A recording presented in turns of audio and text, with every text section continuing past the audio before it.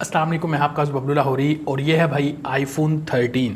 2025 में इस आईफोन को लेना कैसी ऑप्शन है, कितने में मिलेगा। पाकिस्तान में आपको पता है कि आईफोन की भी एक बड़ी मार्केट है और जिसमें नॉन पीटीएम में मिल रहा है। नॉन पीटीएम में भी दो टाइप्स आती हैं, फैक्ट्री अनलॉक आता है, जेवी में आ जाता है, फिर ऑफिशियल पीटीएम में आ जाता है।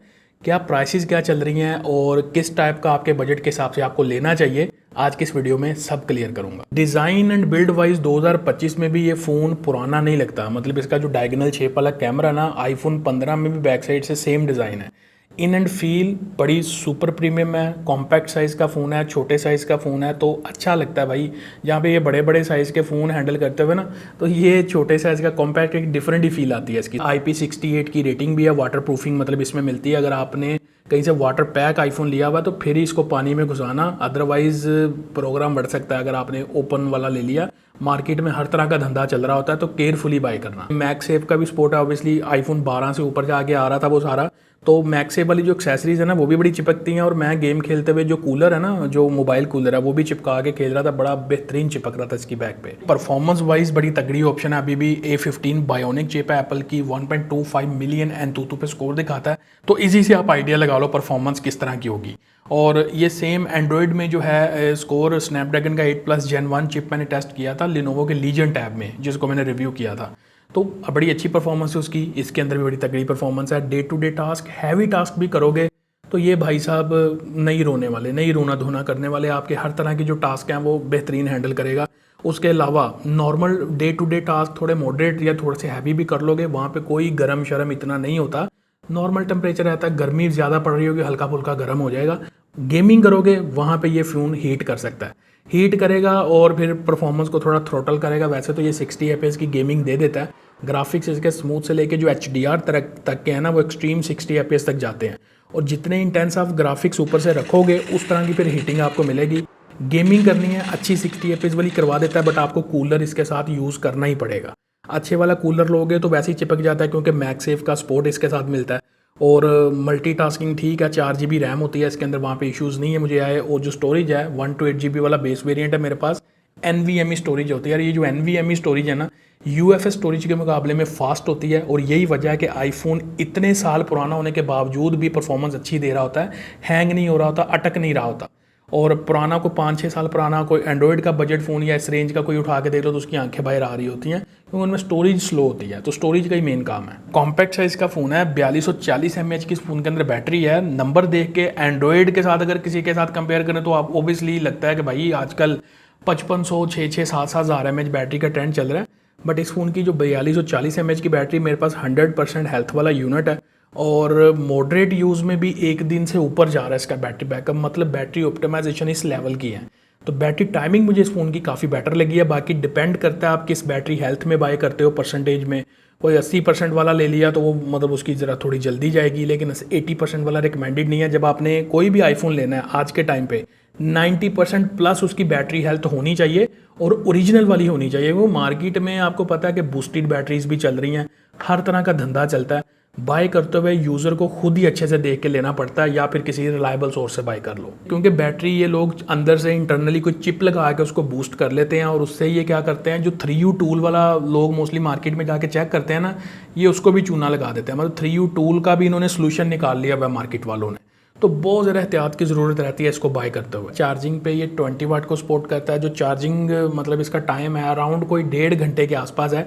80% तक तो ये सही स्पीड से जाता है, लेकिन 80% से ऊपर थोड़ा सा स्लो चार्ज करता है। आपको पता है गर्मी भी बड़ी पड़ रही है आजकल, और गर्मी में ये चीज़ें चलती हैं। और अगर आपने ऑप्टिमाइज चार्जिंग भी अंदर से ऑन किया हुआ है, तो कूलर कोई साथ में यूज़ करोगे ना चार्जिंग टाइम पे, जो फ़ोन को कूल रखेगा हीट होने से। मतलब जिस तरह चार्जिंग पे हीट हो जाता है, कूलर यूज़ करोगे तो चार्जिंग का जो टाइम है और बेटर हो जाएगा, फ़ोन गर्म भी नहीं होगा। और चार्जर को लेके एक चीज़ माइंड में रखना है कि जब भी आपने चार्जर यूज़ करना है, कोई अच्छी क्वालिटी का चार्जर यूज़ करना है या ओरिजिनल चार्जर यूज़ करना है 20 वाट का। अगर कोई हल्का चार्जर यूज़ करोगे, सस्ते के चक्कर में पड़ोगे, वो आपकी जो बैटरी हेल्थ है ना आईफोन की, उसको तहस नहस कर देगा। मतलब बड़ी जल्दी से बैटरी हेल्थ ड्रॉप होना शुरू हो जाती है, और ये बड़ा मसला है। आईफोन तो लोग ले लेते हैं, लेकिन ढंग के चार्जर पे पैसे स्पेंड नहीं करते, जिसकी वजह से जो बैटरी हेल्थ है ना बड़ी जल्दी ड्रॉप होती है आईफोन की। डिस्प्ले वाली साइड पे स्टिल ये जो आईफोन है अपनी क्वालिटी से डोमिनेट करता है। चाहे मीडिया कंज्यूम करना, आपको नेटफ्लिक्स देखनी है, यूट्यूब देखनी है, प्राइम वीडियो देखनी है, डॉल्बी विजन का भी सपोर्ट है, HDR10 का भी सपोर्ट है, स्पीकर क्वालिटी भी बड़ी मस्त है। नॉच जो है कंपैरेटिवली आईफोन 12 से इधर आते हो 13 पे तो थोड़ी सी कम हुई है। बेजल्स वगैरह ठीक है, ओके, कोई नहीं है, मतलब क्वालिटी बेहतरीन है उसकी। और ये 60 हर्ट्ज वाला पैनल है, ओलेड पैनल, जो super retina XDR OLED panel कहते हैं इसको। तो 60 हर्ट्ज पे स्मूथनेस, जिटर वगैरह इतने नहीं आते, मतलब हाँ थोड़ा सा स्मूथनेस में वो डिफरेंस ज़रूर आएगा जब आप 120 हर्ट्ज वाला फ़ोन यूज़ कर रहे हो या 144 हर्ट्ज वाला यूज़ कर रहे हो, वहाँ से 60 हर्ट्ज पे आओगे तो डिफरेंस फील होगा। बट ऐसा नहीं है कि मतलब जिटरी या इस तरह की चीज़ें हैं। जेस्चर एनिमेशंस एकदम मक्खन स्मूथ चलती हैं, वहाँ पे कोई भी इश्यूज़ नहीं है। अब मेरे पास जो फ़ोन है 120 हर्ट्ज का है, मैं इसको बड़े टाइम से स्टैंडर्ड 60 हर्ट्ज पे यूज़ करता हूँ, क्योंकि 120 हर्ट्ज पे भाई बैटरी बड़ी जाती है, तो मुझे बैटरी ज़्यादा प्रेफरेबल है, तो मैं बैटरी को प्रेफर करता हूँ। तो यहाँ पे यूज़ करते हुए मुझे कोई फ़र्क नहीं फील हुआ पर्सनली, क्योंकि आईफोन्स के अभी भी 16 सीरीज़ में भी जो इनके नॉन प्रो वाले मॉडल है ना, उनके अंदर 60 हर्ट्ज ही आपको देखने को मिलता है। तो 120 हर्ट्ज वैसे इन्होंने डाल दिया हुआ है, लेकिन वो प्रो वाले मॉडल्स में है। अगर वो दूसरा वाला नॉन प्रो लोगे तो उनमें 60 हर्ट्ज है, और इनका 60 हर्ट्ज बेहतरीन है भाई, स्मूथ चलता है। अब ये 2021 का आईफोन है, और इसका जो सॉफ्टवेयर सपोर्ट है ना, अभी भी आगे कोई मेरे ख्याल से कोई 3 साल का तो लाजमी पड़ा हुआ है, 3-4 साल का। मतलब iOS 15 के ऊपर आया था, अभी 18.1 के ऊपर चल रहा है। iOS जो 26 आया है उसके ऊपर भी अपग्रेडेबल है ये, और आगे भी मतलब ना 1-2 साल की अपडेट इसको मिल जानी है आराम से। तो सॉफ्टवेयर वाली साइड से कोई मसला नहीं है, फ्यूचर प्रूफिंग पूरी है इसके अंदर। देखो कैमरास भी इस आईफोन 13 के बड़े तगड़े हैं। आजकल सोशल मीडिया का दौर है, हर बंदे को अच्छे कैमरास वाला फ़ोन चाहिए, तो आईफोन 13 उनके लिए एक अच्छी ऑप्शन हो सकती है कैमरास के लिए। फोटोग्राफी देखी है इसकी मैंने डे टाइम के ऊपर, काफ़ी अच्छी डिटेल्स थी फ़ोटोज़ के अंदर, और मतलब काफ़ी अच्छी फोटोग्राफी थी। लाइट कंट्रोल भी बैलेंस था, बाकी सारी चीज़ें भी जो है ना एकदम बेहतरीन चल रही थी। 12-12 मेगापिक्सल के 2 सेंसर है बैक साइड पे।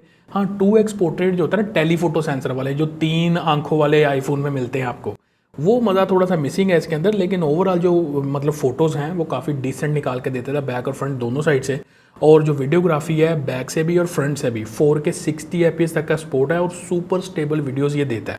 मतलब ऐसा यूज़र जिसको नया नया थोड़ा सा कंटेंट क्रिएशन की तरफ आया, व्लॉगिंग के लिए अच्छा कैमरा चाहिए, इस तरह के यूज़र को मैं प्रेफर करूँगा, बजाय इसके को 1.5-2-2.5 लाख रुपया जाके उसने किसी DSLR पे लगाना है। वो इस तरह का आईफोन लेके कम से कम काम अपना स्टार्ट करे, उसके बाद जब एक निज़ाम बन जाए फिर आप मतलब DSLR की तरफ चले जाओ।